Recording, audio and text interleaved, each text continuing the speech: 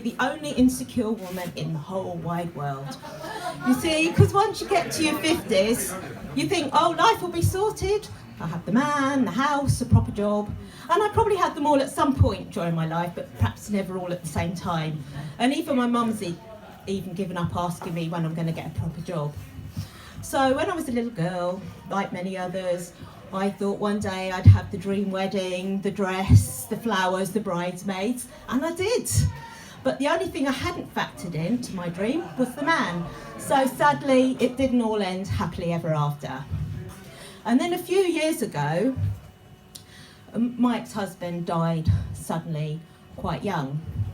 And at that time, I thought, well, how do I fit in all of this, you know, because I'm not technically a widow. And then I thought, actually, what that makes me is a bloody good catch, because I'm divorced, but my ex isn't around to make my life difficult for me anymore. And because I'm not a widow, he's dead, but I'm not still in love with him. So guys, here I am. And then, so last year, kids growing up, and I'm thinking, well, what do I want to do with my life now? Sort of thinking about work, career, that kind of thing. And this little voice in my head says, you know what you'd really like, Helen? You'd like a relationship. And like, no, I'm a strong, independent woman. I don't need a man. I brought up 3 kids on my own. What do I need a man for? Yeah, but it'd be quite nice, wouldn't it, to have a bit of company sometimes? So I thought, okay, let's go with this then. And then a few days later, a guy that I knew in the 1990s through the business that my ex-husband was in, contacted me on Twitter. I didn't think much of it, and then suddenly I realised, actually, potentially, he ticks all my boxes. So then I get a bit nervous, thinking, oh my God, how am I going to reply?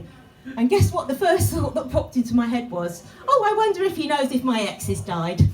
So then I started thinking about things that perhaps you shouldn't say, first dates, first emails or whatever, thinking, cardinal sin, isn't it, to mention exes? And then I thought, especially dead ones. So we exchange email addresses and then we email. He emails me, I reply. 2 hours later, he's not replied to my email. 24 hours later, still no reply. Think, that's it then, I've messed it all up. He's not interested, I've scared him off already. Well, as it happens, we ended up arranging to meet. And because I hadn't seen him since 1999, so I said, well, how will I recognise you? So will you be wearing a red carnation? Because I always quite fancy that, going on a blind date and somebody wearing a red carnation. But anyway, I'm driving along the A27, going to meet him. Fuck, what am I doing? And when I got there, he confessed to me that he was quite insecure too. And then I thought, well, what's the chances of that? The only 2 insecure people in the world happen to meet. So how lucky is that? And the date actually went quite well. Then a few days later, I went off travelling in India. So we kept in touch via Skype, email, WhatsApp, etc. And I'd been there a couple of weeks and I hadn't heard from him for a few days. And by this time I was in Goa, and one evening I was lying in bed in my beach hut. And why do I mention that? Because I just want to rub it in, really, you know. And I'm on my phone, typing out this email with, you know, sharing all my innermost thoughts.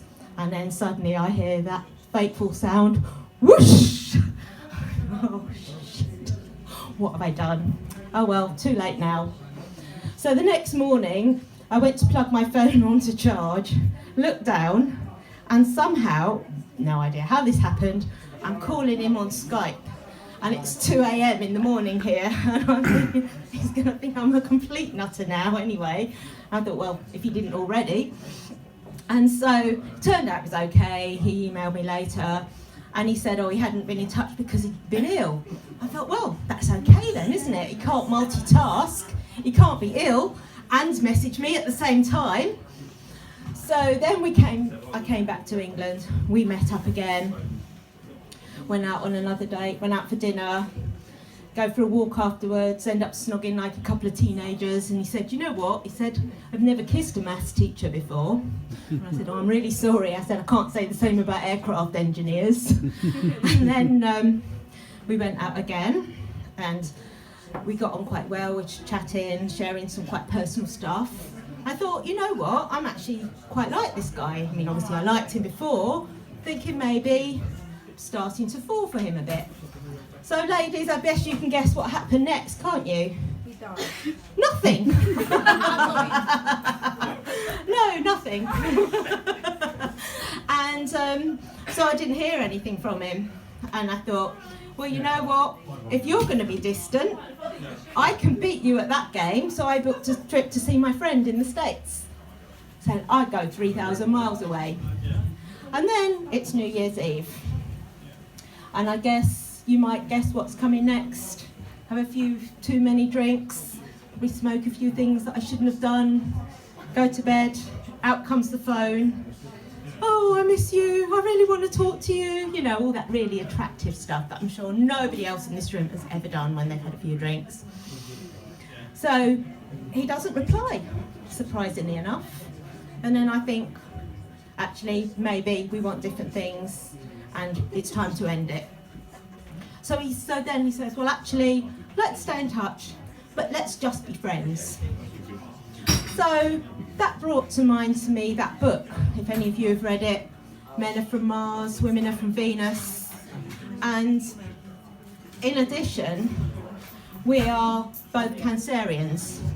So he goes into his shell, I go into my shell, so it makes you wonder actually how crabs ever manage to mate.